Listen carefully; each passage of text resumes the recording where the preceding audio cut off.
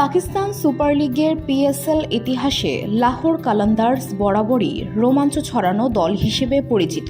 এবারও তার ব্যতিক্রম হয়নি। শুক্রবার দ্বিতীয় কোয়ালিফায়ারে দুর্দান্ত জয় তুলে নিয়ে ফাইনালের টিকিট নিশ্চিত করেছে শাহিন আফ্রিদির দল। আর এই জয়ের অন্যতম নায়ক বাংলাদেশের উদীয়মান লেগ স্পিনার রিশাদ হোসেন, যিনি কেবল দলকে ফাইনালে পৌঁছাতেই সাহায্যই করেননি, ম্যাচ শেষে পেয়েছেন বিশেষ পুরস্কারও একটি আইফোন। লাহোরের ঘরের মাঠ গাদ্দাফি স্টেডিয়ামে টস জিতে ব্যাটিংয়ে নেমে লাহোর তোলে ৮ উইকেট ২০২ রানের বিশাল স্কোর। মোহাম্মদ নাইমের ২৫ বলে ৫০ এবং কুশল পেরেরার ৩৫ বলে ৬১ রানের ঝড়ো ইনিংস এনে দেয় লাহোরকে শক্তভীত। জবাবে ব্যাট করতে নেমে শুরুতেই ধাক্কা খায় ইসলামাবাদ ইউনাইটেড। ইনিংস মেরামতের চেষ্টা করছিলেন সালমান আগা ও সাদাব খান, কিন্তু রিশাদ তখনই ছোবল দেন। গুরুত্বপূর্ণ এই দুই ব্যাটারকে ফিরিয়ে দিয়ে চাপ বাড়িয়ে দেন তিনি। এরপর আরও একটি উইকেট তুলে নেন জিমি নিশাম। শেষ পর্যন্ত রিশাদ ৩ ওভারে ৩৪ রান খরচে নেন ৩ উইকেট। তার ঘূর্ণির সামনে অসহায় আত্মসমর্পণ করে ইসলামাবাদ গুটিয়ে যায় মাত্র ১৫.১ ওভারে ১০৭ রানে। লাহোর জিতে যায় বিশাল ৯৫ রানে।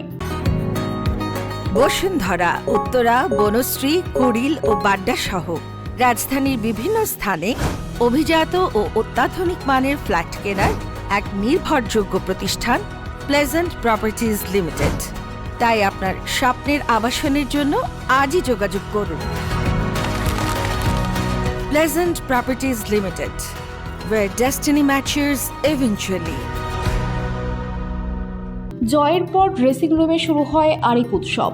দলের মালিক সামিন রানা একে একে ৪ জন সেরা পারফর্মারকে ডাকেন এবং তাদের হাতে তুলে দেন আইফোন। প্রথমে সালমান মির্জা, এরপর মোহাম্মদ নাইম এবং কুশল পেরেরা, আর সবার শেষে ডাকা হয় রিশাদ হোসেনকে। তিনি বলেন, তুমি সত্যি আমাদের গর্বিত করেছ। চাপে পড়ে যেভাবে মূল ব্যাটসম্যানদের আউট করেছ সেটা অসাধারণ। তাই তোমার জন্য রয়েছে একটি আইফোন।